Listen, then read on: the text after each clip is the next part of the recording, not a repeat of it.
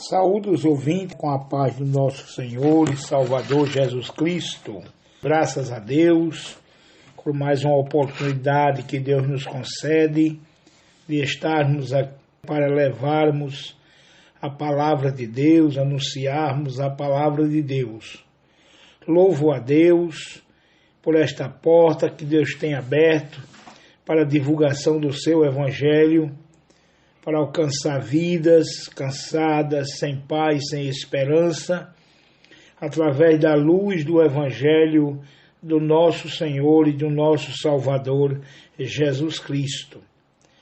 Quero convidar os meus irmãos, os meus amigos, rádio ouvintes, para lermos comigo um texto da Palavra de Deus que se encontra no Evangelho do nosso Senhor e Salvador Jesus, segundo escreveu o evangelista São Lucas, no capítulo de número 7, versículo 11 por diante.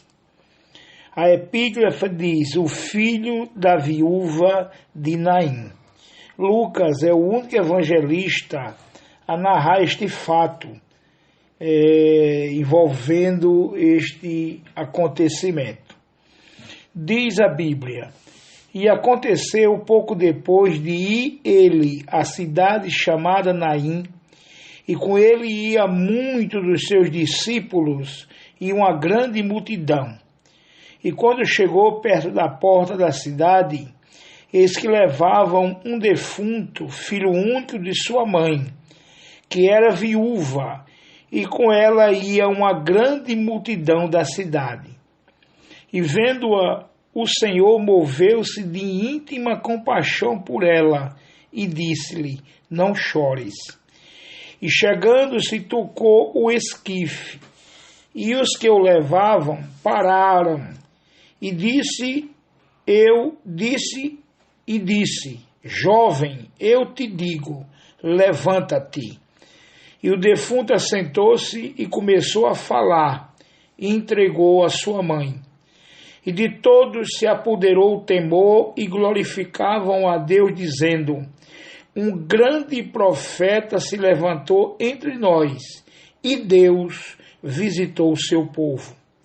E correu dele esta fama por toda a Judéia, e por toda a terra circunvizinha. Bendito Deus, Pai do nosso Senhor e Salvador Jesus Cristo, nós te louvamos, ó Deus, por esta palavra. Abre a nossa mente, o nosso entendimento, para que possamos, ó Deus maravilhoso, meditarmos nesse texto, neste exato momento. Meus queridos e amados rádio ouvintes, podemos dar um título à mensagem desta manhã: o morto que não chegou ao cemitério.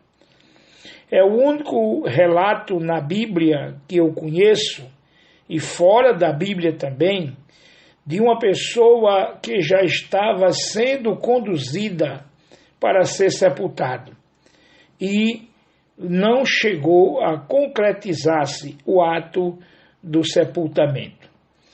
Podemos observar nesta passagem da Bíblia algumas verdades importantes. A primeira é o encontro da morte com a vida. Vinha saindo da cidade de Naim uma multidão que trazia um jovem morto. E entrava na cidade de Naim outra multidão que acompanhava a própria vida, pois Jesus Cristo, ele é a própria vida. Ele mesmo disse dele: eu sou o caminho, eu sou a verdade, eu sou a vida. Então ele é a própria vida. E o encontro da morte com a vida, é óbvio que a morte não podia resistir. A morte não tem poder de se sobrepor à vida, pois Jesus é o Senhor da vida. E por falarmos em morte, meus irmãos, a morte, ela entrou na história da humanidade exclusivamente por causa do pecado de nossos pais. A morte, ela é um ato. A morte é um agente e a morte é um estado. Essas três coisas. Como ato, ela foi determinada por Deus. Deus disse a Adão e a Eva, colocou nas mãos deles esta responsabilidade. E disse, no dia que comerdes deste fruto que está interditado, certamente morrerás. Então era um ato de Deus, era um decreto de Deus, era uma determinação de Deus, que no dia que o casal desobedecesse a ordem de Deus, de jejuar aquele fruto, a morte os atingiria. Então a morte é um agente. Aliás, um ato. A morte também é um agente. Como agente, ela é uma pessoa. A Bíblia diz na primeira carta de Paulo aos Coríntios, se eu não estou enganado, que a morte será o último inimigo a ser derrotado. Então ela é um agente. Crê alguém que ela é até um anjo que Deus permitiu entrar com esta missão na história da humanidade e por causa do pecado de Adão e de Eva. Mas a morte também é um estado que passou a todos os seres humanos que nasceram e que ainda vão nascer. Aleluia, sendo que aqueles que creem em Jesus, diz a Bíblia, que muitos não provarão a morte, mas serão transformados e arrebatados para estar com o Senhor nos ares. Então, como esse estado passou a toda a humanidade, chegou à cidade de Naim. Chegou aquela pobre viúva que já não tinha mais o seu marido e agora estava perdendo o seu único filho, como diz o texto que acabamos de ler. Louvado seja o nome do Senhor. Mas graças a Deus, que como eu disse, ali houve um encontro entre a vida que é Jesus e a morte, simbolizada por aquele cortejo fúnebre aonde iam sepultar aquele moço. E a segunda coisa que eu observo dentro desse texto é que Jesus, ele moveu-se de íntima compaixão pela mulher, ele amou aquela mulher, ele compartilhou da dor daquela mulher, ele, a própria vida, compartilhou do sentimento daquela mulher que tinha sido atingida pela morte no seu ente querido. Louvado seja o nome do Senhor. E ele chegou para aquela mulher, antes mesmo de realizar qualquer ato imediato, ele disse, não chores, bendito seja o nome do Senhor. Irmãos, dizer a uma pessoa que está indo sepultar seu único filho, talvez o seu único arrimo para se manter, a pessoa chegar e dizer, não chores, é algo tremendamente difícil. Talvez muitas pessoas, naquela grande multidão, como diz a Bíblia, muitos dos seus discípulos e uma grande multidão ia com Jesus, mas também uma outra multidão saía daquela cidade. Talvez muitas daquelas pessoas tenham dito àquela mulher, não chores, tenha paciência, a vida é assim mesmo, conforme-se, porque só podemos, irmão, nesta hora tão difícil, dizer exatamente estas coisas. É um momento de muita dificuldade. Visitar aonde nasceu uma criança é coisa maravilhosa, é momento de júbilo, de alegria, de felicidade para os pais, para os familiares, para os amigos, enfim, para todos que conhecem aquele casal que foi pai. Mas visitar, meus irmãos queridos, aleluia, ou encontrar um cortejo daquele jeito, daquela maneira, não é algo fácil, não. Consolar quem perdeu um ente querido não é algo fácil, mas ali estava a vida. Bendito seja o nome do Senhor. A vida, ela pode dizer não chores, a vida pode intervir, porque Jesus é o Senhor da vida, Ele é o Senhor da morte, Ele é o Senhor de todas as coisas, Ele nasceu Senhor, bendito seja o nome do Senhor. E diz a palavra que eu acabei de ler, é o terceiro ato que eu observo. Ele tocou ali naquele esquife, um tipo de caixão, um tipo de rede que levava aquele moço para ser sepultado. E ao tocar, os que o conduziam pararam, como diz o versículo 14, e chegando tocou o esquife, e os que levaram pararam. Creio que aquelas pessoas pararam e ficaram observando o que aquele homem ia fazer, o que aquele homem ia dizer, qual seria a atitude daquele homem. E Jesus disse ao jovem, ele dirigiu-se ao jovem que estava morto, porque a vida, aleluia, ao ela falar, a sua voz penetra no reino da morte, a sua voz vai no reino da morte, aonde dorme aqueles que já partiram. E Jesus disse para aquele moço: jovem, eu te digo, levanta-te, bendito seja o nome do Senhor. Oh, amados irmãos, aquela autoridade daquela voz penetrou, aleluia, a um lugar onde o homem não vai, a um lugar onde o rabino não vai, a um lugar onde o pastor não penetra, a um lugar onde o grande sábio não vai, os filósofos não vão, os médicos não vão, nenhum homem na face da terra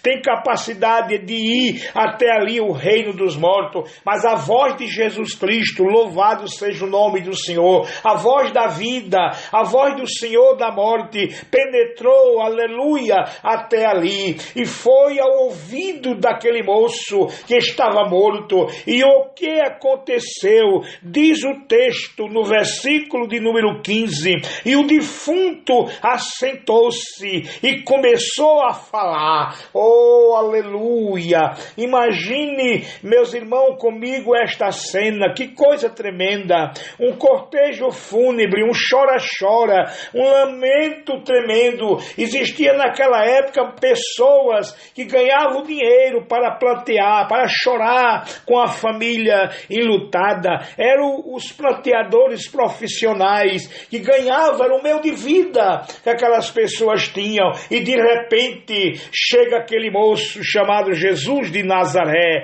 e fala: jovem, eu te digo, levanta-te. E o moço sentou-se. Creio mesmo, meus irmãos, que foi uma grande admiração. Glória ao nome do Senhor, porque quando a voz de Jesus penetra, aleluia, não há morte que resista. A Bíblia mostra claramente 3 vezes que a voz poderosa da vida penetrou, aleluia, aos umbrais da morte. Primeiro foi no caso lá da filha de Jairo, quando ele disse: menina, talita cumi, menina, eu te digo, levanta-te. E ela levantou-se, e ele mandou dar de comer a ela, porque era uma menina de 12 anos, louvado seja o nome do Senhor. A segunda foi este caso aqui. O caso aqui já era mais sério, já estava conduzindo para o sepulcro, já ia saindo da cidade para o cemitério, porque geralmente os cemitérios ficavam fora dos domínios da cidade, porque para um judeu tocar no morto era algo imundo, e o sepultar lá fora. E Jesus, aleluia, interrompeu. O morto não chegou no cemitério, porque a vida disse: jovem, eu te digo, levanta-te, bendito seja o nome do Senhor. E o terceiro caso, tão bem conhecido também de todos nós que estudamos a palavra de Deus, envolve Lázaro de Betânia. Aí, meus irmãos, já era sério, já era 4 dias, segundo a própria irmã de Lázaro, já cheirava mal, já estava podre, já estava em decomposição. Mas mais uma vez, a voz poderosa da vida, glória ao nome do Senhor, penetrou aos umbrais da morte, e a morte estremece, a morte não resiste, glória a Deus, quando a vida lhe ordena a entregar alguém que ela tem levado. E naquela hora Jesus disse: Lázaro, sai para fora. E o defunto saiu atado como estava, e o liberaram, tiraram as ataduras e deixaram ele ir embora. Então, meus amados irmãos e meus queridos rádio ouvinte, nada pode impedir a autoridade da vida quando ela fala, e a vida é Jesus. Bendito seja o nome do Senhor, louvado seja o nome do Senhor, glória a Deus, aleluia. Jesus, na hora que o anjo desceu para tirar a grande pedra que fechava o sepulcro de Jesus, não foi o anjo que fez a ressurreição de Cristo, não, ele já estava vivo. O anjo apenas veio tirar a pedra para que ele saísse, e também para que ficasse aberto o sepulcro em testemunho, porque ele podia sair sem tirar a pedra, já que ele entrou em lugares fechados após a sua ressurreição, mas para testemunho, para que Pedro visse o sepulcro vazio, para que as mulheres vissem o sepulcro vazio, para que aqueles que vão em Jerusalém hoje vejam o sepulcro vazio. O anjo tirou a pedra, o anjo mostrou, mas a vida já tinha saído, porque Jesus é a vida, Jesus é a verdade, Jesus é o caminho. Bendito seja o nome do Senhor. E por último, meus amados irmãos, é óbvio que um milagre daquele, porque a finalidade do milagre é glorificar a Deus. Milagre não é para glorificar nenhum líder religioso, milagre não é para glorificar nenhuma placa de igreja, milagre é para glorificar o nome do Senhor. E foi o que aconteceu no versículo 16, que diz assim: e de todos se apoderou o temor, e glorificavam a Deus, dizendo: um grande profeta se levantou entre nós, e Deus visitou o seu povo. Olhe que momento de glória, que momento de adoração. Podíamos também dizer que foi um enterro que virou um culto de adoração a Deus, aleluia, porque o dono da vida, a vida em pessoa, chegou naquele lugar. E aonde Jesus chega, irmão, a treva vai embora, a luz resplandece, a morte se afasta, a vida jubila, o amargor vai embora, o doce chega, porque Jesus é maravilhoso, é conselheiro, é Deus forte, é Pai da eternidade e é príncipe da paz, segundo diz Isaías. Bendito seja o nome do Senhor. Mas para terminar, Cristo fez 3 ressurreições, literalmente falando, mas a maior ressurreição que Jesus fez, aleluia, é na vida daquele que o aceita como Salvador, daquele que deixa o pecado e entrega seus caminhos ao Senhor. Acontece na vida dele o que Paulo diz na carta aos Efésios: mas nos vivificou. Paulo disse que nós estávamos mortos em nossas ofensas, em nossos pecados. É verdade, porque o pecado gera separação do homem e Deus é a fonte da vida. Se o homem está separado da vida, ele está no estado de morte. Era o que acontecia conosco, era o que acontecia com a humanidade antes de Jesus, aleluia, vir até aqui. Mas Jesus veio, morreu no nosso lugar, ressuscitou poderosamente, e através da sua ressurreição, diz a Bíblia, ele vivificou todos aqueles que o aceitam como Salvador pessoal. Bendito seja o nome do Senhor. Prezado amigo, prezada amiga, prezado ouvinte da Rádio Fé, aceita neste momento a Jesus como teu Salvador, e Ele vai te vivificar. Passarás a ter esperança não da morte, mas uma esperança de vida eterna, concedida por nosso Senhor e Salvador Jesus Cristo. Paulo, escrevendo ainda aos Romanos, no capítulo de número 6, no versículo de número 23, Paulo diz o seguinte, vamos ver o que ele diz. Ele diz o seguinte, glória ao nome do Senhor, porque o salário do pecado é a morte. É verdade, Deus disse a Adão, não coma, é proibido, está interditado, no dia que tu comeres morrerás. O homem escolheu desobedecer, o homem escolheu comer do que Deus tinha interditado e entrou, aleluia, num estado de morte, pelo ato de Deus, permitindo a gente, aleluia, com esta missão de ceifar vidas, aleluia. Então o pecado é o salário, é a paga, aleluia, é a morte é a paga pelo pecado. Mas aí Paulo diz, mas o dom gratuito de Deus é a vida eterna.